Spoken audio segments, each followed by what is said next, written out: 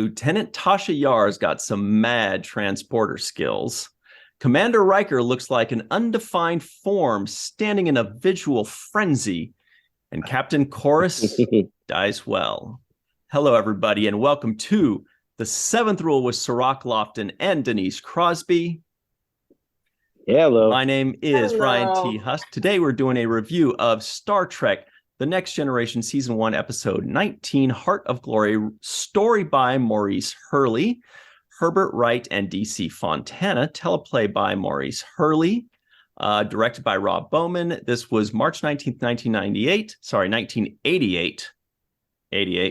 We have a very special guest today, the one and only. He makes you forget what decade you're talking about, Vaughn Armstrong. Yeah, that's me, and I'm sticking to it. Oh yeah. We also have a very special thanks to Grandpa One for sponsoring this entire season of Next Generation. Thank you so much, Grandpa One, aka Tim Baum. Vaughn, thank you so much for hanging out with us. This is your very first Star Trek role, is that correct? It was my very first Star Trek role, and I had a ball. We got to do some hollering and some running around and shooting and stuff. It had everything. It's like a boy's fantasy come true, you know? A little boy's fantasy. Totally. You're sitting in front of the death yell there. I'm in the middle. I'm the only guy you can't see, but you can see my forehead back there. Wow. Yeah, see, we There you invented are. that death yell. Yeah, and actually, when I saw that, it immediately flash forwarded for me to when, spoiler everybody, Jadzia Dax dies in season 6 of Deep Space Nine, and Worf does the death yell howl. Yeah. But it's really powerful and dramatic, and you guys do it later. But Vaughn, can you tell us, just get us started with this? Were you a Star Trek fan before this? Had you watched the original series? Did you know anything? Or were you like, these guys want to hire me and put stuff all over my face, but whatever? No, I watched it with my dad all the time. In fact, I watched it before that in college. After we got back from rehearsals, midnight, there was a double feature. There was Star Trek, and then there was Twilight Zone, and that's the way I let it all out. I watched those two things in order and went to bed. That was pretty much it. And had crazy dreams. So I was dreaming of all these creatures before I played one. It was, I got lucky. And I think this was the first time on television that they used this makeup for the Klingons. Instead of just looking like Russians, all of a sudden they're animals, but honorable animals. But I think the honor came later. Because in our episode, we were just still bad guys. You're right about the makeup. Yeah. Yeah. First TV episode. Sorry, Cirroc. No, I was going to say, Vaughn, you said that you got lucky, but I beg to differ.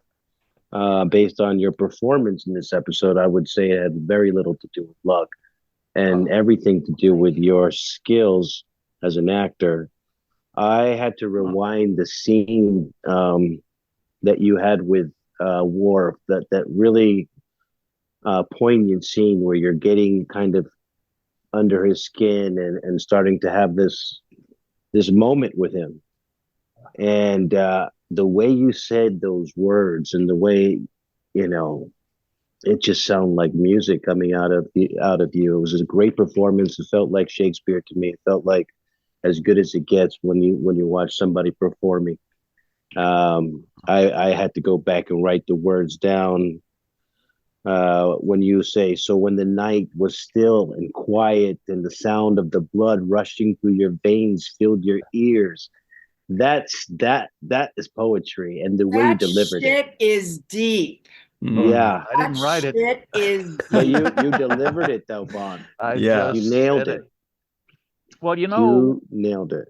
Thank you very much for that. That's one of the nicest things anybody's ever said to me. Well, they should be lining up saying that daily. Yeah. I mean, it is Thanks. It's just they're not watching it, like we're watching it right now, because it was some of the best writing I've seen so far. It was good. Yes. No question about it. Hey, if I got to say shit like that, I may have stayed. Yeah. You're saying that with a yeah. straight face too, by the way. Everybody just listening, she's not joking there. No. That's, it's always been it's always been the writing for me. And you had the best writing, but in general, as a whole, in an episode, there have been little blurbs, there have been little sayings, there's been one sentence here and there that you kind of go, oh wow, Jesus. And I'm a writer, so I get the writing, but this was like, wow, this is just really beautiful stuff to be. We were speaking the high language. We were doing Shakespeare. It's true. Yeah. Most of us have done quite a bit. I was in the middle of doing a bunch of shows at the Mark Taper and at the Old Globe in San Diego when I did this. Wow. But well, that's why you could deliver this in a way. I mean, theater is where it's at for this. And with you saying that, I get it connects the dots, because you flawlessly owned this language. And that's not easy. You can go off in, little Lord Fauntleroy territory and start, being all kind of flowery and florid, but you grounded this language in such a way that was real. Mm-hmm. And it's not real. We don't talk like that. We don't go, the blood flowing through my veins creates the atmosphere of consciousness. Whatever you were saying. Mm-hmm. We don't. That's not. I mean, I as a writer, I'm aware of how we talk. Yeah. So we don't talk like that. So for an actor to take that language and ground it in choices and emotion and a character like you did was really good stuff, man. I appreciate that. Such good acting. I was so impressed, Vaughn. I'm telling you, nice, you guys. I'm getting verklempt here. I was like, you know what? I don't think I properly given Vaughn his respect as an actor, because I haven't seen your work really the way I just watched it now, and I say, wow, this is extraordinary. And I had to rewind it a few times because, like I said, it was like you were really connecting, and this is the first time we got to see the Klingons. I mean, a really Klingon story. So you're, in a sense, for me, defining what the Klingons are about, and their sense of fight and their sense of Bob identity. and JG told me that they insisted that they watched that episode when they got their roles as Klingons. They insisted they watched that one first. JG is here with me at this con, so I will be forced. I'm going to just tell him that first thing in the morning. Well, I did Romeo in 1967, I think. Was my first Shakespeare. I was 17 years old. And I thought, if I can make this believable, if I can make this real, I can make anything real. So that's what I started doing Shakespeare with. That was the idea that I started doing Shakespeare with. You can't just be spouting poetry. You want to make them feel your heart, so that's what you do. And see a real human being, or see a real Klingon. This is, a real real being. So everybody at home, when he mentions Bob and JG, by the way, that Robert O'Reilly, who plays Gowron, and JG Hertzler, who plays Martok, they said that they watched his episode to kind of pull from to portray their characters later on.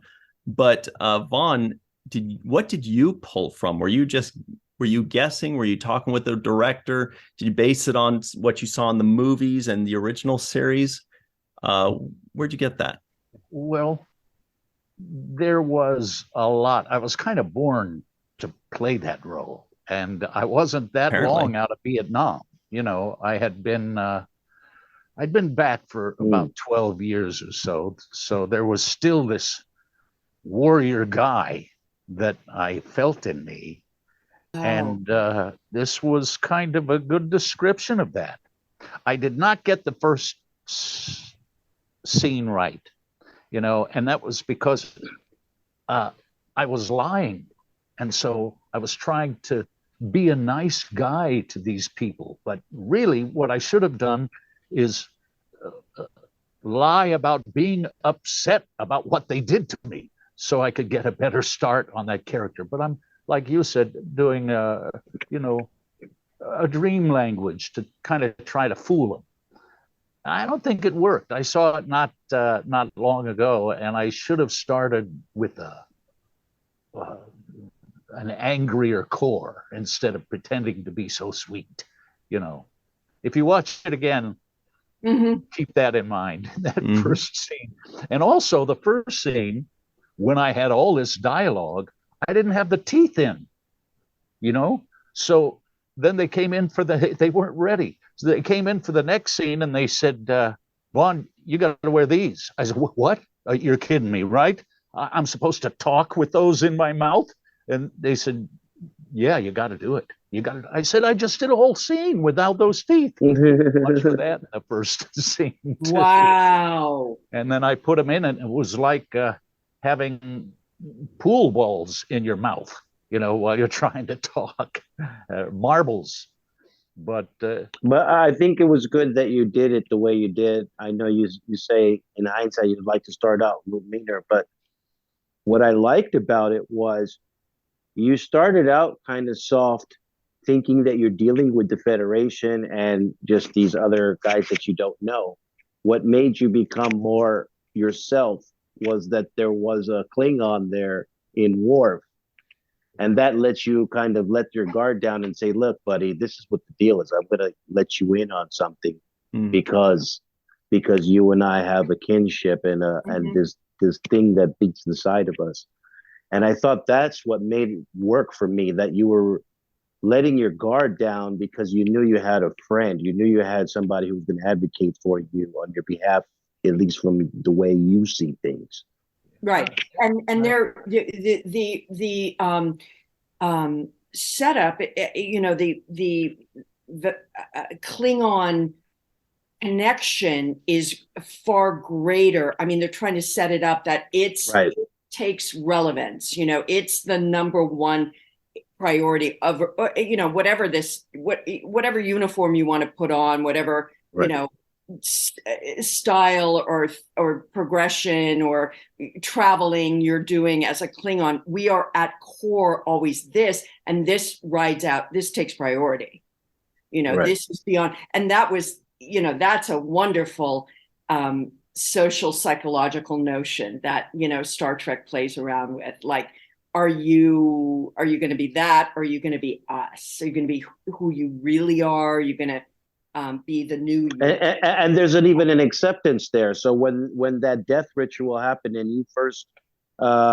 killed the other Klingon that was injured in the beginning, and you decided, okay, I'm going to put him out of his misery and kill him, and you guys do that scream, Picard and the rest of the crew are saying, they're not objecting to it, right? They're not saying, hey, what are you doing? You can't kill the guy. You know, there's rules here.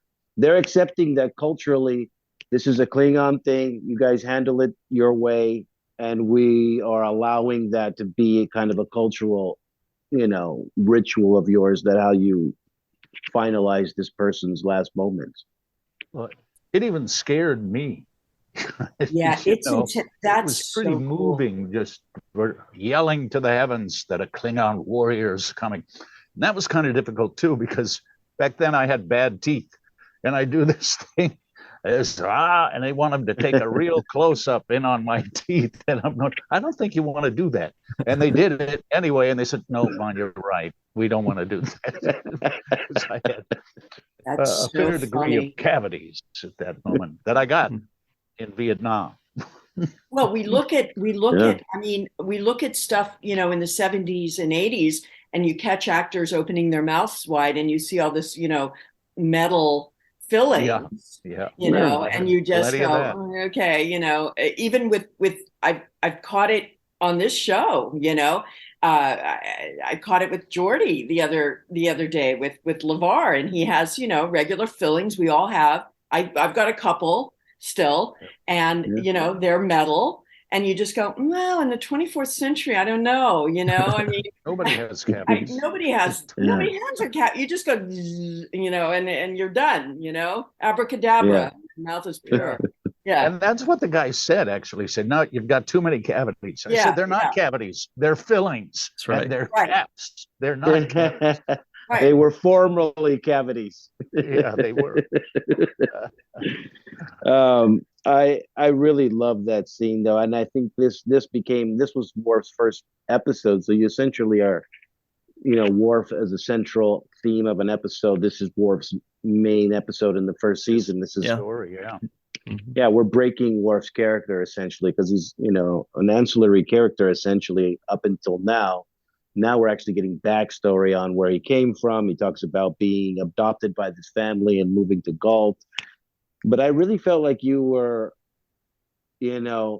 touching the nerve that people who have difficulty, tracing back their identity and their lineage, when somebody doesn't know where they come from, there's an insecurity about that. And you were pushing on that nerve of Worf, like, they treated you like this because you weren't like them and you were different, and you didn't know where you came from, and this and that. And so that's a common thing that is done when people are trying to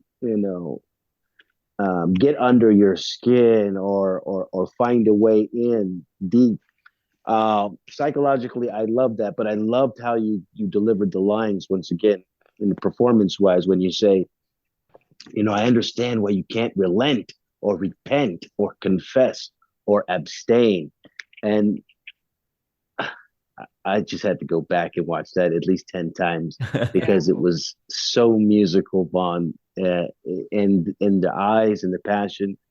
Vaughn, some excellent scene. It was so great. It was so interesting. I don't know if you know a little bit about, my involvement here, but I have not seen the shows since they first aired 35 years ago. And, I'm seeing them for the first time from a 35-year, arm, a distance. And safely with these two guys who are walking me through, my own career, so to speak. And it has been so delightful to watch the process and the progression of this show and my own self in it. But what a gem of a performance you give. And I just can't wait to hug you the next time I see you and just I'm just going to bring a copy that we can watch together in my cabin on the cruise ship. Okay, that's what I'm talking about. In a few months, baby. Don't bring your wife. Okay. No, it'll be good. It's like, just bring your ukulele, okay? That's I don't know anywhere without it. Yeah, great right? on the ukulele. Yeah. But you can see why, Vaughn, they brought you back more times than any other person. It makes sense now based off of something like this. It's like, that's a no-brainer. Yeah. Well, this guy is amazing. Thank you. But when I did that role, I thought, shit, there's no reason I can't. When they kill you in the first. Even if they kill me, I can. There is an advantage to prosthetics. Yeah. like my song says, give me a forehead, put me back on TV. But that brings up a story. I was in the Globe again. I did like 10, 12 shows at the old Globe. And Jack had a policy, Jack O'Brien, the director, of you can't do anything else while you're down here. They wanted me to do a Cardassian, which I think was my second role. And the people are, the stage managers saying, no, you can't really go. And I'm thinking, no, I'm going. So I called Jack and I said, Jack, I am begging you. This is a true opportunity right here for me to get something going. And I need to go do this. And yeah, Vaughn, we're gonna make it work. And I went back later, and Richard, what's his last name? Who's passed on since then? But Richard Arnold? No, at the Globe. Oh, okay. Yeah, he said, I heard, Vaughn, that you were begging him. Please, really, it's just one role. I'd like to see him now and say, that turned into 36 years of employment. Yeah.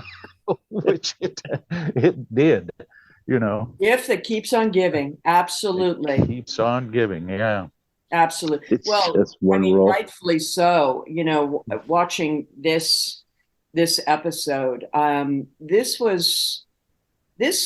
probably created the impetus, I would say, or certainly contributed to the idea that this could be something that we could, because there were a lot of dogs before this, a lot of dogs scripts and I mean they're dogs just and snakes. Dogs and snakes and all kinds of shit. But this kind of was like, yeah, this is good stuff. If we go there, we got something, and just seeing the Klingons, it was just something so tangible and we could it was exciting, and we'd never seen anything like that, and it was vibrant and it was good for the show. I mean, the whole thing was good, I think, for the series. I think you're right, and they had that in mind because Rob Bowman was saying, here it's been to this point talking heads a lot. Yeah. And we want something with action. So I want you guys to be the bikers of the universe, he said. Yeah. And I said, okay, give me a bike and I'm going, know. And like I said, I still had that, that kind of pent up need to let crap out of Vietnam. And this gave me that opportunity. Just to yell it out, Wow. So I was ready for this role. Wow. Yeah. And I said to myself, if I don't get this role, I quit. Really? I was ready to quit acting if I didn't get that role, because it was so much me at the time. I just said, I can't not do this role. Vaughn, now that you say Vietnam, it's interesting because the character is essentially wants to be on his own and almost disavowing the whole military complex of the Klingons in some kind of way. I feel like, he's trying to get away and just, do his own thing and doesn't want to be in that Klingon military system that they have, and almost fighting for his independence and his freedom. So there was a level of that in the character. He's fighting for the integrity of who he is. Of individuality. Yeah. That's individuality. Yeah. Do what I want. And what the drill sergeants always said to me, can I say fuck on this show? Or yes. Oh, yes. You can't say the fucking F word, bro. Okay. I said, what the fuck do you think you are, an individual?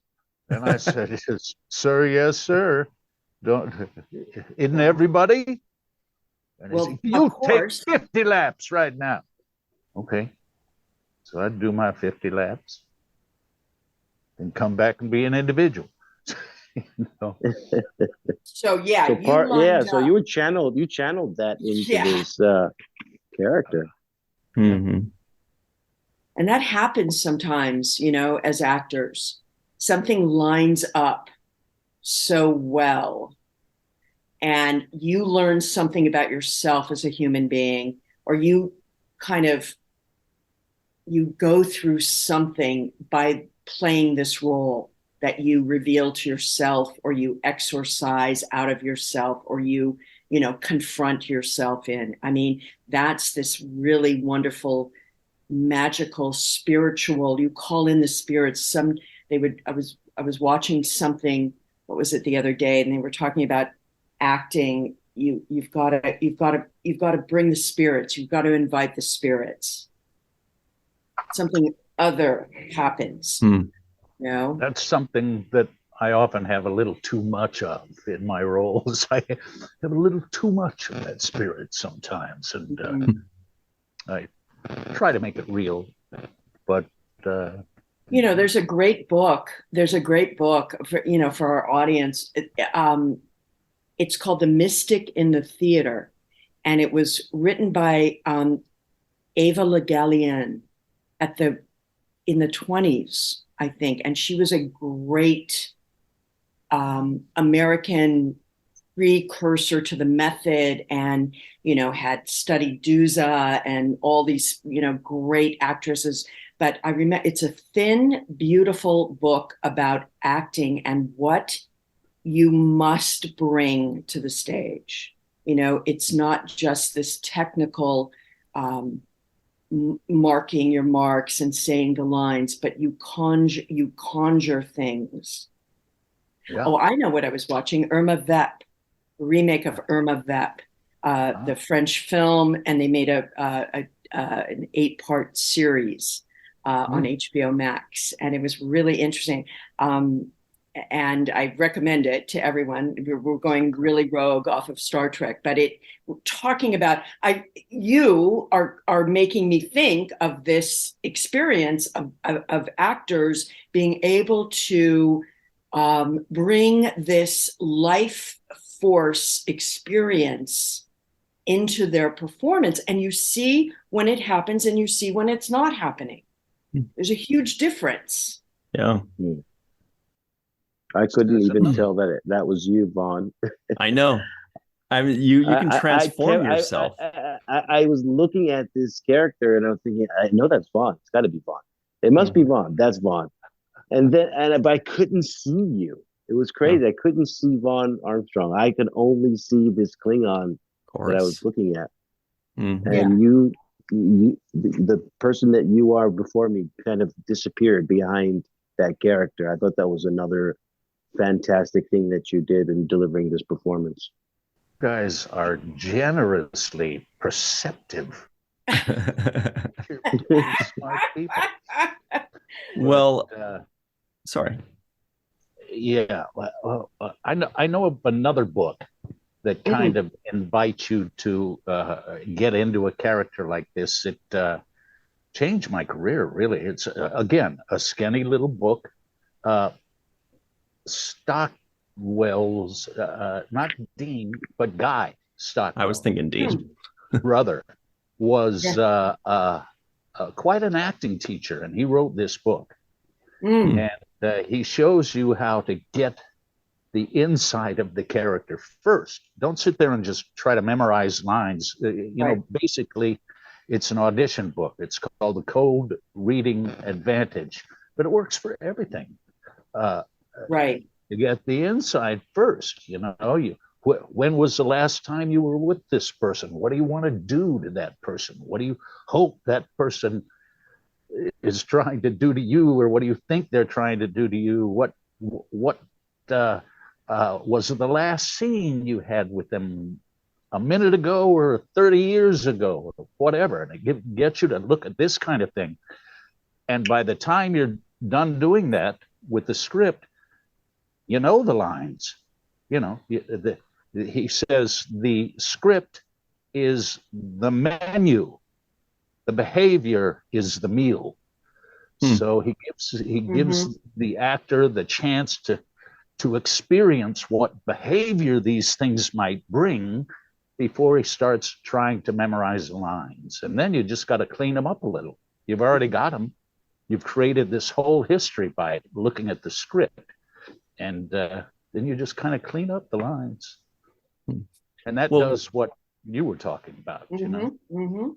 Well, Vaughn, we do have to run to our break and let you go in just a second. Before we do, I just want to echo what Cirroc was saying, that last point that he made about I had to keep checking to make sure that was you, because that character was just such an individual in and of itself. It didn't feel like Vaughn playing a Klingon. It felt just like this Klingon character. And I kept going, wait, is that still Vaughn? Man, that is like unbelievable. We're so grateful that you got the role and so grateful that you joined our show. We are lucky for it, and Star Trek The Next Generation is lucky for it, and the fans are lucky for it. But thank you so much, Vaughn. Yeah. You guys thank you, Vaughn, for clamping me. I am so happy that I got to revisit this episode and see just the level of your talent and what you brought to this role. It is thank you so much. Impressive. This has been nice, you guys. Thank you so much. Thank you. Yeah. Thank you, Vaughn. What a showcase. I had a great time here, too. Everybody stick around. This was Captain Chorus. On IMDb, it says Commander Chorus, by the way. Kind of weird, but you're definitely Captain Chorus, as they mentioned in the episode. So no demotions, please, IMDb. So thank you very much. Everybody stick around. We will be right back on The Seventh Rule. Hi, everybody. Welcome back to The Seventh Rule with Denise, Crosby, Cirroc, Lofton, and Vaughn Armstrong has made his ceremonious exit. What a great guy. Really loved having him. Oh, my God. Here are the best. trivioids of the week. There's a disturbance in the neutral zone. The Batris is a Tellurian vessel. Something smells like a trap. Data and Geordi have been working on transmitting what Geordi's visor sees. Commander Riker looks like an undefined form standing in a visual frenzy. Tasha Yar's got some mad transporter room skills. Tellurians were taking Klingon passengers to MZ5. Sounds like Mzadi almost. Galt is a farming colony. Klingons howl a warning to the dead that a Klingon warrior is about to arrive. Worf wants to plead, and Captain Chorus dies well. All right. I feel like we could just keep talking about Vaughn, but there's so much other stuff to talk about. And everybody at home, look him up. The second episode he mentioned that he did was actually the second episode of Deep Space Nine, where he played a Cardassian. I forgot what the character's name was. I could check. Guldanar. He also played a couple episodes as our boy Segal in the 7th season of Deep Space Nine. Played Admiral Forrest, a bunch of episodes, of course, in Enterprise, and some various characters in Voyager, like the Alpha Hirogen. But anyway, you guys enjoyed this one, huh? I did. This is just jam-packed with some really cool stuff. We talked about Vaughn's, stellar performance in the first section. But what I loved to see and get a taste of, is the Klingons, which will become will become prominent players in this whole series. So I loved seeing like the Klingon food that they are given. It's the first time we're sort of getting this wonderful sense of how they eat and what the food and the kind of vibrancy of them eating. But the death ritual was just like off the charts for me. It was so powerful and so visual and cinematic, and nobody is seeing that and we're not only are the crew of the Enterprise seeing it for the first time, which is established that it's rarely ever seen, like never ever seen by anyone except a Klingon. So they're seeing it for the first time. We're seeing it for the first time. So it's one of those wonderful occurrences where we're all sharing in this together. And it was really emotional and really powerful. Mm-hmm. Like I may do that. I may adopt that in my own life. I'm not kidding you. It's so amazing to just howl like an expression of your entire being, just releasing and all that this person has meant to you. I know they see it in a different way, that they're warning or something. Warning the entrance of a Klingon warrior to the heavens, but it's like also an extraordinary soulful release of who this person was on this planet to you, in this time and space with you. It was really powerful. Yeah, and also I thought was interesting how Worf, who we have now become accustomed to seeing as a Starfleet guy. So we look at him, we see Starfleet, we see the Federation, and in this moment, his roots transcended the Federation, right? So when he started howling, he joined them in the howl. He knew exactly when to howl. Yeah. He joined in the chorus right away. There was no, captain permission to howl. It was, you know what I mean? It was like, this is what we do, so. Yes. And also, it's that notion of, yes, there was no permission, but it was like, I am this, and I am that, and I am this, and I'm over here. We are many things, and we can be all of it. Yes. And I think that was another message that I got from this. Was I kind of touched on it with Vaughn when I mentioned how he was getting under his skin. But the thing is people who have dual identities. He identifies as a Klingon. He also identifies as a Starfleet, and it's the same thing as he was adopted. I didn't know. I mean, he was a foster child by Starfleet. He was found by Starfleet under the rocks, against all odds, left for dead. So this is his background. This is his character's story. This is what he had to overcome and how he perceives the world. And I think that it speaks loudly to people who have this kind of dual identity, and it happens amongst anybody in the world. So you could be a mixed race person. You could have a religious identity and a national identity, where you have adopted. Right, you could be adopted. So there's article in the New Yorker. You could be a Warriors fan doing a podcast with Lakers fans. Right. No. I could be sitting in Philadelphia in a hotel room, and I'm a California girl. Right. Totally. Out. Yeah. I mean, we can. But it's complicated, is what I mean. It's complicated. This shit is and there's a lot of depth there.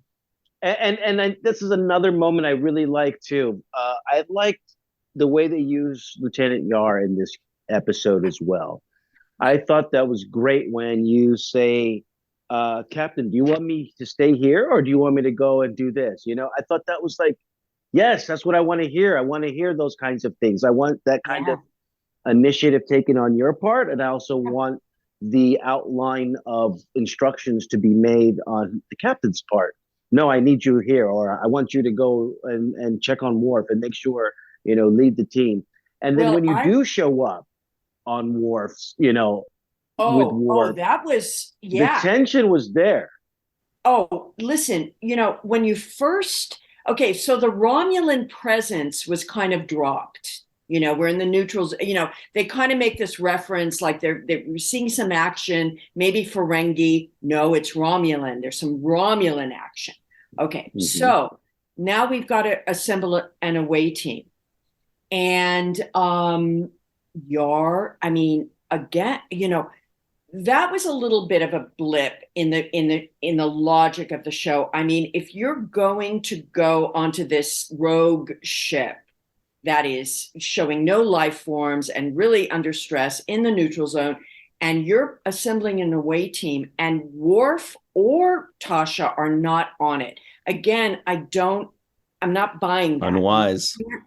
You can't do that. Okay, so they cover it, or they address it by, for the first time, we see Picard actually say, the reason you're not going, I need you to stay here because in case the Romulans might attack.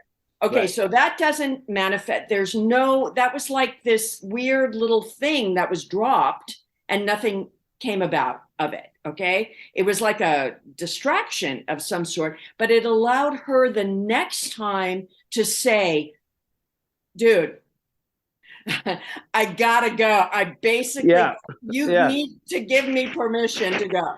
Yeah. Okay? Yeah. So I loved that. That was just, yes, my God. Finally, Tasha is like in her role. And then she goes to Worf and says, phew, that was close, because I thought there was going to be a situation there where I was going to have to like draw down on you. A hostage situation. Yeah. Like, and I it was close. And I didn't even know what side you were going to be on, Worf. Like, it was kind of like, I wasn't sure, I wish that would have been dealt with a little bit more, because it was sort of like, Tasha was worried about a hostage situation instead of looking at him and going, listen, man, don't ever fucking make me think you are going to side with anyone else. If you're going to stand here on this ship, it's me, it's this crew, or it's nothing. But don't. It's either us or them. So which side? Wonder. Yeah. I like, me now. I would have, oh no, we're not going to say those lines. We're going to do these lines. This is what it's going to. I think right then would have been a great moment for Tasha to say, "I need to know where you stand, Worf, right now. Yeah, are you with us? Are you with them? Or were you with us?" And Worf was like, "I was just being polite."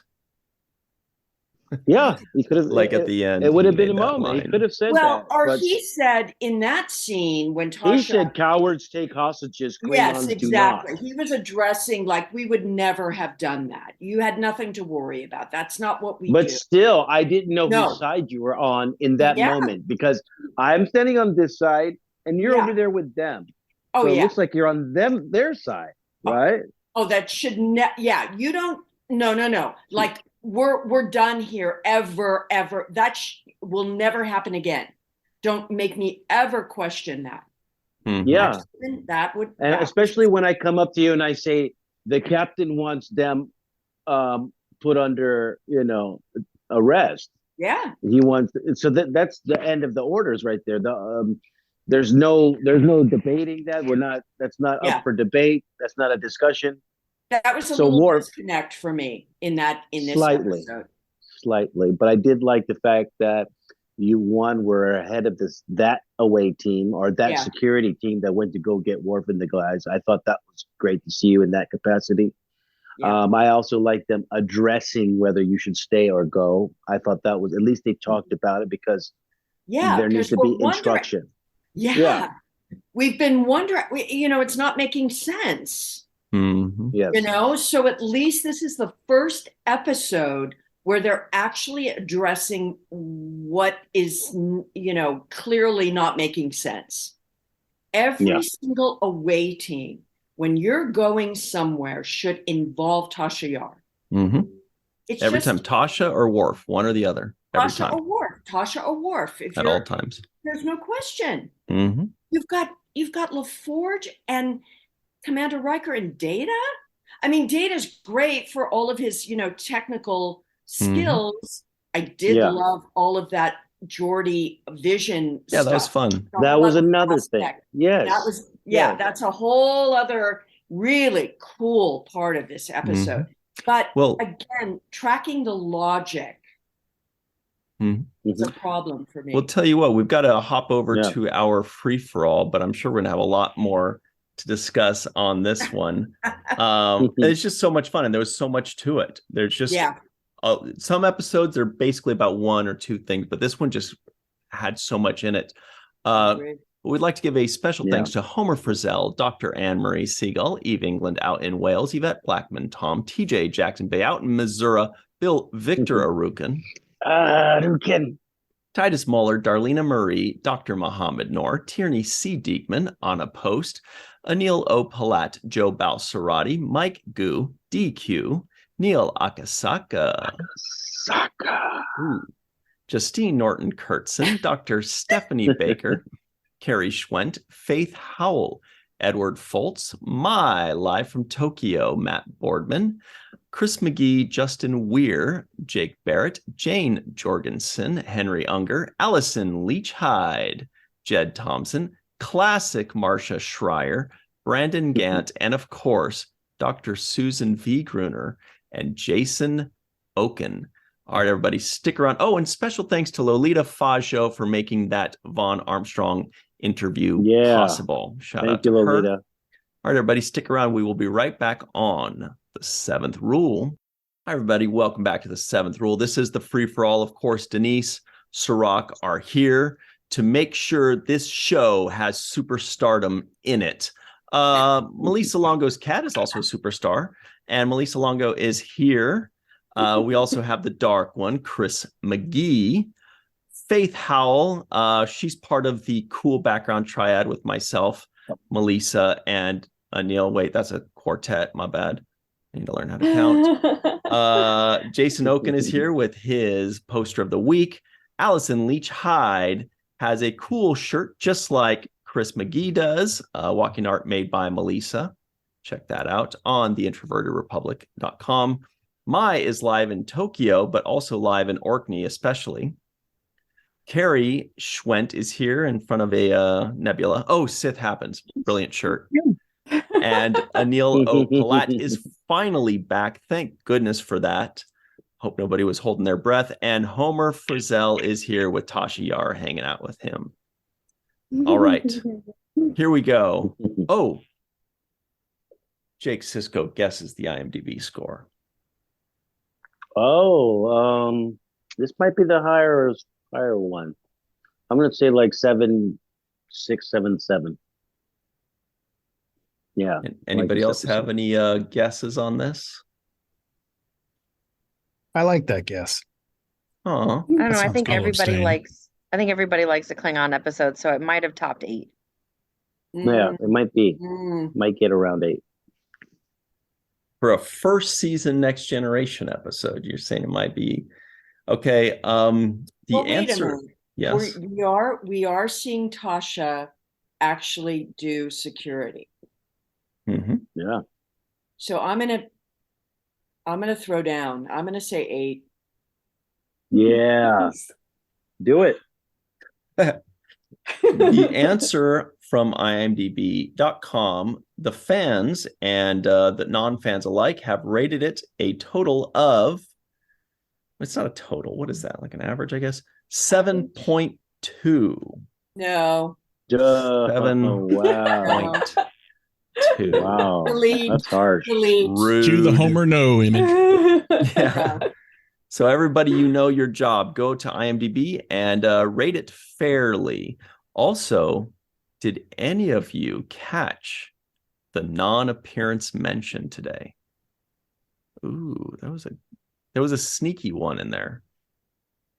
Oh. There's a sneaky one. Worf's parents? Did he mention his parents? I don't think he did. His brother, though, yes, but maybe he also mentioned his parents. Yeah. Did he say my parents in any point, or did he just say I was just adopted or something? Well, he said his father. rescued him from Okay. Kittimer. The rocks. That counts. Homer, father and brother. I'm good with the brother. I have to go back and review for the father. Yeah, the brother's name is Nikolai. You'll see in future reference, but please I think review and let us know, Homer. Yeah, I think you called him a Starfleet officer. People, He did say a Starfleet officer. Was that his dad, a Starfleet officer? But but I don't think his Same dad as dad, was a Starfleet officer. Yeah. He was supposed to be a non-com. He was basically like, O'Brien. Boy, this is tough. Everybody at home that's listening is just like, why do these people care so much that's his about adopted this? father, or that's not his biological father? His adopted Correct. father. Adopted father. Well, But was he that's a name rescued for his by his adopted father? I don't he think was so. they came to some their place was blown up, where it was all a Klingon base or something, right? Kittimer outpost. Yeah. Right.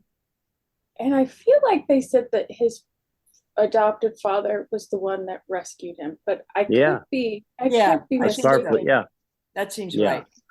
Yeah, because his brother grew up with him, and they both grew up in the Starfleet kind of system because their dad was Starfleet, and his brother didn't really want to be in Starfleet. No, his brother went to Starfleet Academy. Yeah, and then left. And he Yeah, stayed back on Vaugh in the farming. He's an interesting character. I can't believe I know. I mean, the fact that I would.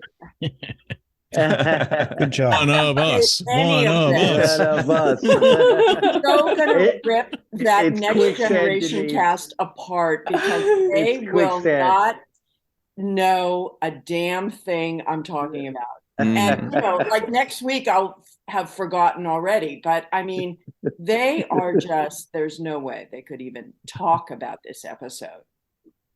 Right now, Anil's like, God, you guys are a bunch of nerds. No wonder I haven't been here for a while. And I'm becoming one. You're making me one. You're making me a nerd. Yes. Yes. All right. It's working. Well, Melissa Longo, can you write this ship and tell us what you thought about this episode? Mm-hmm. Well, I can't say that anything good about this episode. No, I'm just kidding. I'm just kidding. I actually liked the episode. I liked that we got to see Worf's character development, some backstory to Worf, and some backstory to the Klingons, and I love that they're laying the seeds for how conflicted Worf's allegiances become down the line, and it starts here. His Starfleet side versus his Klingon side, and I love seeing that. The Klingon death ritual, I was like, oh my gosh, that's so cool. I would have liked to have been a fly on the wall in that moment, because it was powerful watching it on the screen, but I can only imagine what it felt like being in the room with these big, strong Klingons howling for their dead. I mean, that's pretty powerful. There's the line that Data says, "Beware, a Klingon warrior is about to arrive." I love that. I don't know why, but it adds to the history and the culture of the Klingons. And then being able to see from Geordi's POV was pretty spectacular too. I mean, I didn't expect that, and I was pretty stoked about that. And lastly, I will say that it's been fun after watching Picard, going back and watching these first season episodes, and to see how far they've come and evolved, and it adds more weight for me, these first episodes, to see where they came from. So I liked it. Your cat's giving you a side eye right now. Yeah. She's snuggled in. All right. Allison Leach-Heid is hanging out here, and she is ready to tell us just how much she did not like this episode. Least favorite of the season? What do you think? probably not my least favorite of the season. We can all guess which one is my least favorite of the season. It's everyone. What do you think of I this like one? the episode. It's not my favorite, but I do like the episode. It's actually fairly well thought out, and it flows well. I love the bit getting to see from Geordi's perspective, and his joy of sharing how he sees with everyone is wonderful. And I don't know if they did it intentionally, but I like that Data, he sees Data differently. Like Data is like the one who, because we see Riker and then we see Data from his perspective, and Data is more real to Geordi. So you can really see why he would like be friends with Data. Like he's the real one. He's got so much more definition and life to him. So I thought that was a really cool way of foreshadowing, whether it was intentional or not, of why these two become such great friends. So that was my favorite part of the episode. Very nice. Thank you very much. Jason Okun is also here. He's ready to drop knowledge bombs on us. What's up? Anytime. Anytime, just ask away. Yeah, I think certainly in my view, it's one of the better episodes of the first season. And I think, for the character of Worf, maybe other than Data, he's gotten sort of the most back characters. I think season is strange. He was supposed to be originally one of the main characters. And certainly, Gene didn't think so, maybe till the very end, that he was one of the main characters. But he certainly got a lot more character development than many others. I think it's the second episode in the string that gives a little bit of his background. We got some of this in Coming of Age, and there's a little bit more here, which is tremendous. I mean, if you look at the origin of the episode and who if you look at the story credit and and even the script, I think it came from DC Fontana and Herb Wright, and it looks like Maurice Hurley just basically rewrote it and put it out as a script. Yeah, so it does tend to have sort of better origins, and you can see that. And Rob Bowman is pretty good at doing it. I mean, there are things here and there. I mean, it's the first season. You can pick at a lot of nits here, and that's probably why the score is a little bit lower than it could have been had it been done with a little bit more sort of experience behind their belts. But it certainly, it certainly has the sort of feel of the next generation, and it has a feel of sort of character, yes, absolutely character development, for Worf. And certain things do look very interesting. I mean, the whole death ritual, especially at the end, I think once we're going to do this again, I think Rick specifically said, do not do that again. He didn't like, I guess, that pullback that they did in engineering.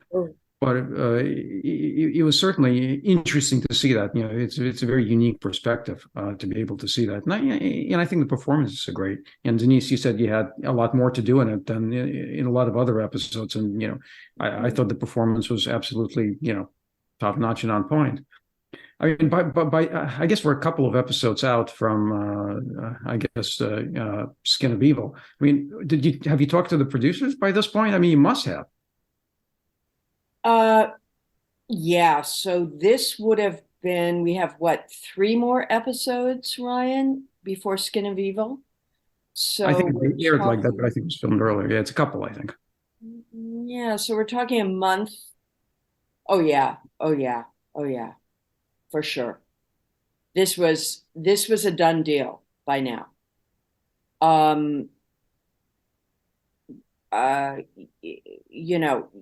We would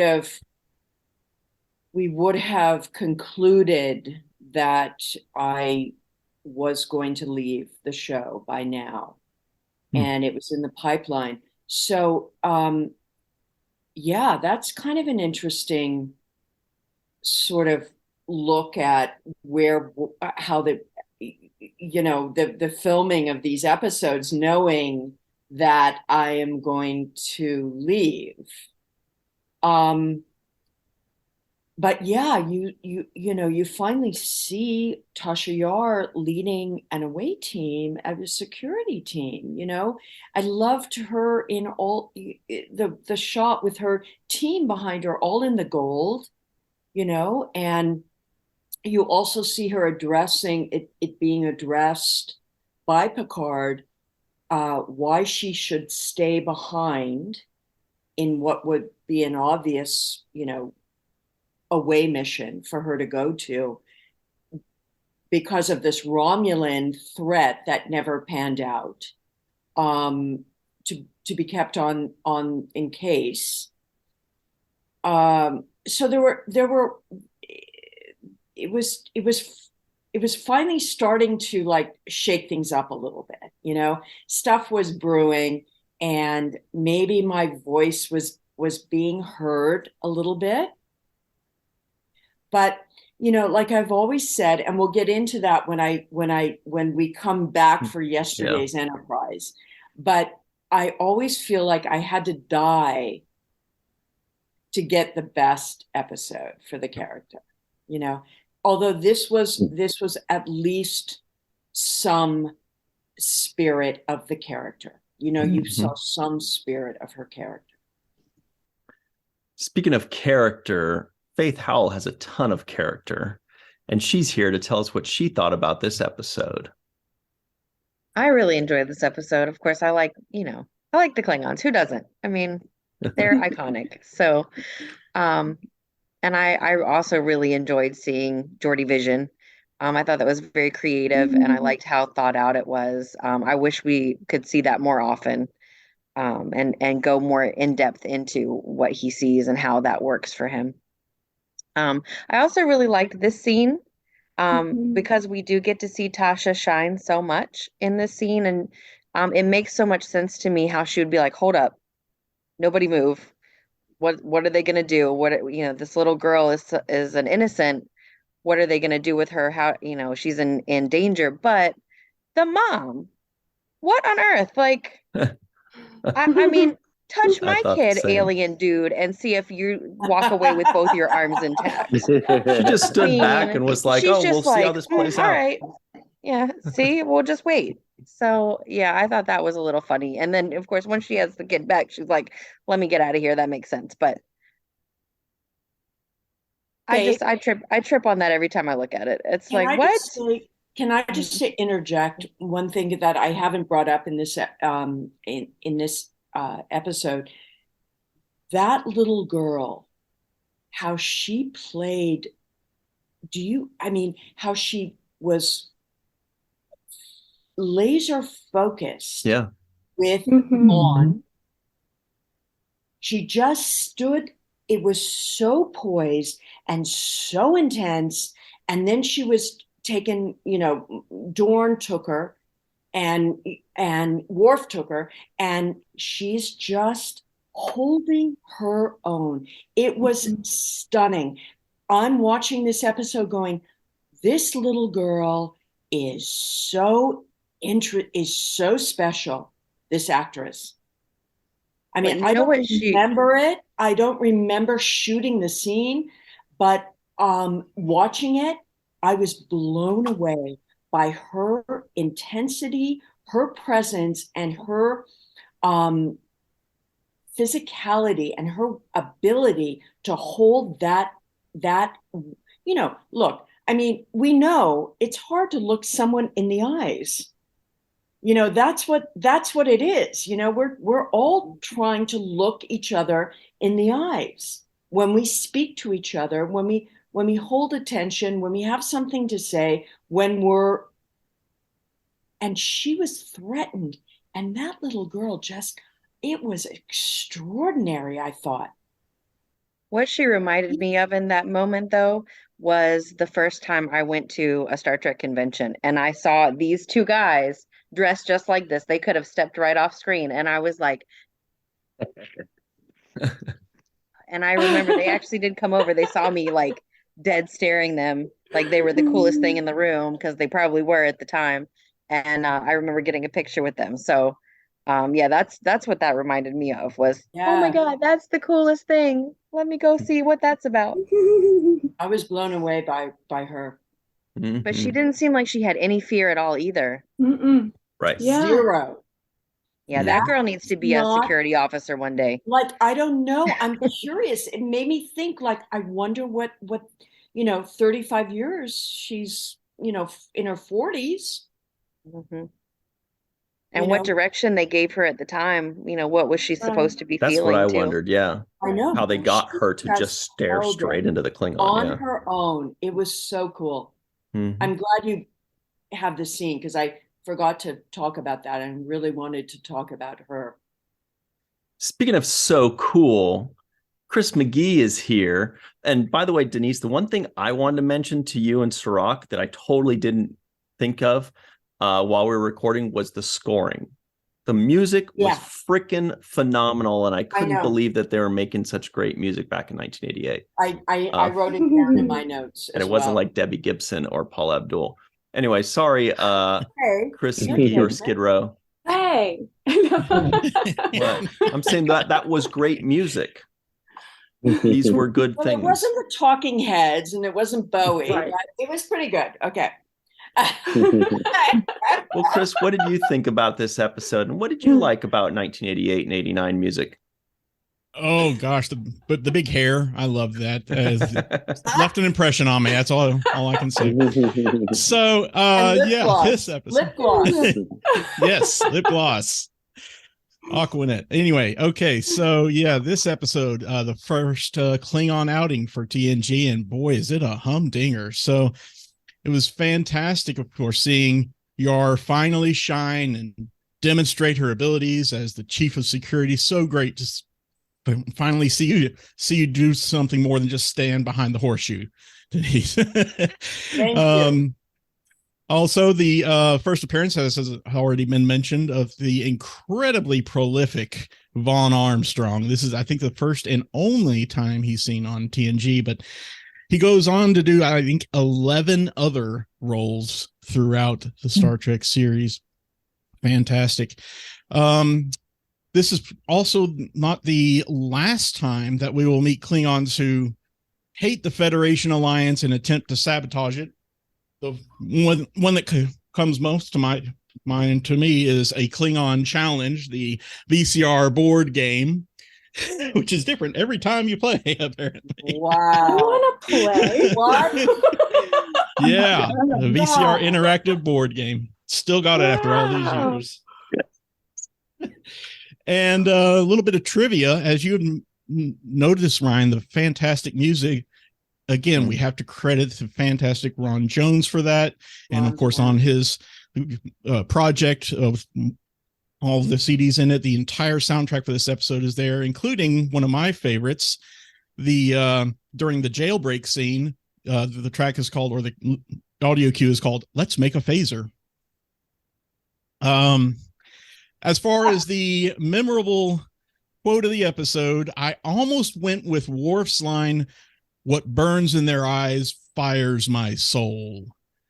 I don't know if it's deeply poetic or super cheesy, but it certainly caught my attention. Instead, I went with the quote that has stuck with me throughout all these years, and that is, "It is only an empty shell now. Please treat it as such." Yeah. Very nice. And because it's a repeated line, that as a writer, I mean, that's a powerful thing. You want to echo, if you can echo, it always lands strongly. Speaking of always landing strongly, Mai is live in Tokyo, straight from the east coast of the USA, actually.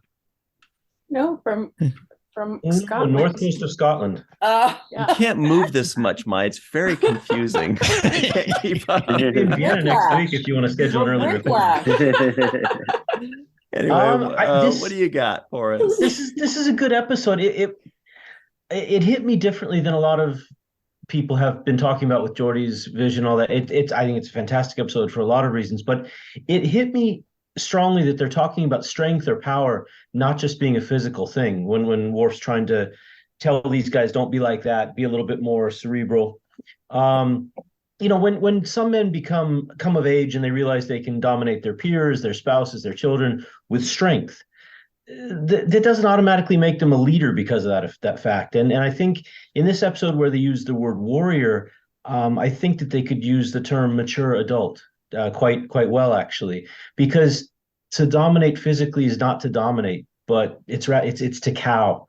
And I think it engenders no fealty, only fear, anger, resentment, and eventually rebellion. And so I thought that too many young men grow up in their father's shadow and repeat this cycle because they wait their chance to be the strongest. And that's what I see with the warrior class in Klingon culture as well. I think that that's something that happens there. I remember one time when I was a kid, I was 16 or 17, my dad came at me and I stopped him and I said, no, that's not going to happen anymore. And that you would think that that's the day of transition in a young person's life. I'm now strong enough. It's not. You feel real. I felt really sad. I felt like my dad had lost the position as the strongest, the biggest, the protector in the family. And that was a weird feeling. So the result of all of this that I'm going on and on about is that I'm very proud to say I've never raised a hand to my kids. And I would counsel everybody to learn that lesson really well, especially those of you that are parents. The amusing thing is my kids now find my long-winded, I understand and you need to understand kind of discussions a little tedious. I guess you're damned if you do and damned if you don't. But I'm at peace with my methodology on that. But I had one question for Denise. In this, they gave you 2 lines that were just like straight up data speak. They said you had to say, I do not have a clear shot. And then I do not think that is a good idea. Why didn't they have you say don't? I noticed that. Okay. First of all, it's hard for me to answer your question because I'm so blown away by your what you've just said ahead of the question. Okay. So, let me get back to Earth, because I just go with you on these journeys of, intellectual freedom that you all pose. By the way, it's so rich. It's so cool. So thank you. Yes, I noticed the same thing. That was just like a red light that went off. I don't know. I mean, there's no reason. Tasha, she never said, I do not, I mean, was she trying? I could only reconcile it with, she's in command mode. She's in Federation school mode. She's been, this was, I went to a military summer camp once or twice, I think, when I was a kid. I learned how to swim. It was, this Page Military Academy summer camp. And I never said yes, sir, to anybody in my life. But it was practice and for what was to become. And she fell into that past speak, that educational past speak, because it really stood out for me as well. It jumped. I was like, it was weird. Yeah, it just didn't seem natural. It was formal. You heard it, and I think that would be my only logical explanation for that. Yeah. Thank you. Thank you. Oh my God. You guys. Seriously. Too much. All right. We've got a Sith here waiting patiently, and her name is Carrie Schwent. Oh, yeah. Carrie, what's up with you? What do you think of this episode? I like this episode. Like Faith, I love all the Klingon ones. They're just so incredibly badass. And what was it? Q has the need to point out that when they're first asking the Klingons about what happened, Deanna would have been an excellent ally in those questioning, because she would have seen right through their BS immediately. Okay, get back to you. Anyway, I enjoyed the Geordi vision, but 2 people who did not enjoy Geordi vision, I don't know if anybody else noticed, but the poor guy sitting at the helm and con stations, one of them's just looking straight down. He can't even. and the other guy is like so uncomfortable at it's bright and it hurts, but I can't stop looking at it. Those poor guys. Everybody else is fascinated. Those two were like, okay, can we turn it off now, please? And something else interesting fun fact I found out about Geordi Vision, when he's looking at Riker and Data, those are not Brent Spiner and Jonathan Frakes. Those are the actors' doubles, which I thought was kind of interesting. I thought they might be when you're looking at him, because when Data's moving his head around, I'm like, that's not Brent's profile. Okay, there's something going on there. So when I looked up on IMDb, I discovered that little fact, and I liked the pullback with Worf at the end. I would have preferred it maybe slower instead of the jerky. But all of the scenes between the Klingons were great, and those exchanges inspired this week's poetry reading. So here we go. A Klingon heart beats only for glory, for battles that live on in songs and stories. The sound of batleths will ring across the surface of Kling, and our attitude can sometimes be stormy. Yeah, he goes, the traders of Kling. I immediately said, okay, that's going in the limerick. Done. How do I work around that? And got a little help from the hubby, but I think it turned out pretty good. Was for sure. Great stuff, Carrie. Anil O. Palat, fun fact, has never written a poem in his life. What's up, Anil? What do you think of this episode? I like this episode. I think it's really important as far as Star Trek goes, because it sets up like so much of Worf's backstory that keeps going on and on and on, like through Deep Space Nine, all the way through Picard. Like they did it, they were really smart in making peace with the Klingons for Next Gen, kind of closing out that, I guess, what was happening in TOS, but then they make Worf kind of the central point of that, fish out of water or immigrant story, or, so many things, and that conflict that's there that is just really set up really well. And a lot of like open-ended stuff, like, who's this brother? He's an orphan? Like, what happened? There's so many things that lead to so many potential stories that we will see a lot of, which is probably why Worf has so many, he's such a, the most seen character on Star Trek, because there's so many questions that we have about him. And of course we get this iconic meme, which is really great. And I feel like if Ronald Moore has a favorite episode, or an episode that he studied before he wrote a bunch of Next Gen and Deep Space Nine episodes, it's probably this one. I feel like this is the one where he was like, okay, I'm taking notes, and then we get what's to come. So yeah, I like this episode. Really, really important. It's nice to see the seed of all the things that are to come. What were the episodes you think he would have skipped? No, I'm just kidding, Anil. That he would be like, nope, I'm not watching that one. Homer, who loves every episode, by the way, and everyone. How are you today? And what do you think of this episode? I'm great. I thought this episode should have been a 7.7. Nice. And I also think we should start keeping track of the number of times Worf should maybe be court-martialed.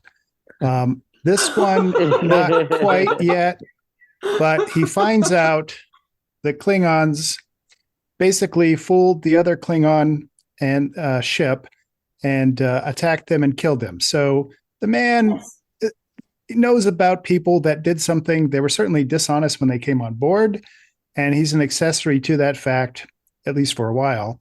And then they're like, hey, how about a tour? He's like, of course. And so then he's about ready to go to the battle bridge. And I think we'll never know, but I think he would have gone to the battle bridge with them. But thankfully he is stopped there. We don't know what would have happened. And so I was just like, okay, here's where it begins. I thought that they did a really great job, not just in laying the groundwork for future episodes with Worf, with his backstory and stuff, but also within this episode as well. Like you have the first Klingon that dies, they take the little thing off his boot. It's like, oh, okay, that's a cultural thing. But it turns out it's more to create their gun when they're in lockup afterwards. And I'm watching them as they're getting taken to lockup, and they're like, oh, they seem fairly relaxed about this, because I had forgotten that they actually make the gun, so they knew that they could. It's like, okay, that is pretty brilliant. This picture that I have, this is just after Yar is told, stay on board, the Romulans might be coming. And I thought it was pretty good, because I think you get the feeling that she would rather be going where the action is instead of just in case, and then pushing buttons in case there's some sort of an attack from space. Yeah. The Homer. other thing, Homer, you yes? rock. Hey, I just have to have a photo of Yar, and I'm good.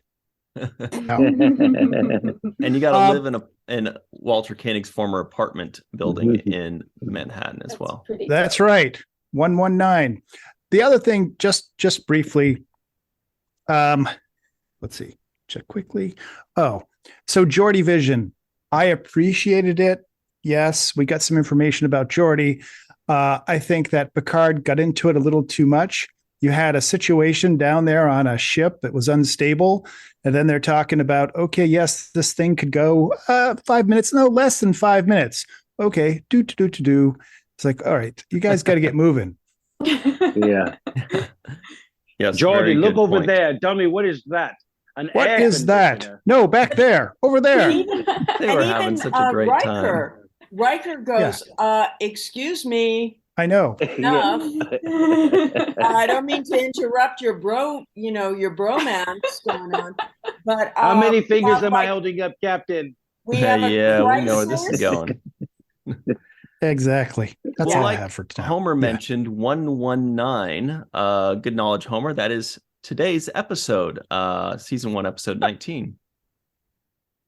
Very good. Just like very the good apartment knowledge. building. All right, bringing it all together.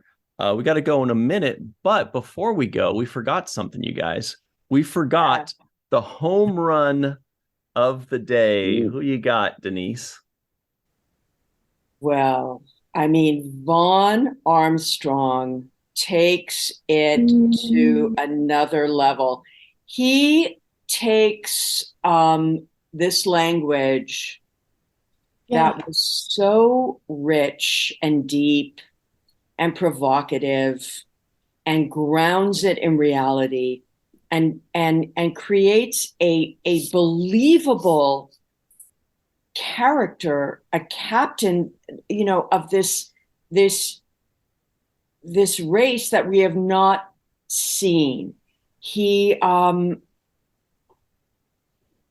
allows for Worf to present himself, but he is just, to me, what I love, the best of the world of acting, in that he was in the theater, he was working on all kinds of stuff, Shakespeare, American theater,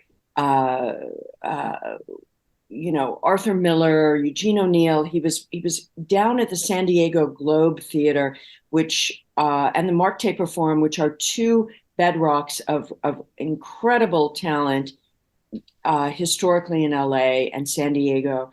And he was able to bring a kind of real depth that set the tone for the rest of the future of Star Trek. God knows what this could have looked like. He created this. He created what Klingons could and would be, and he did it with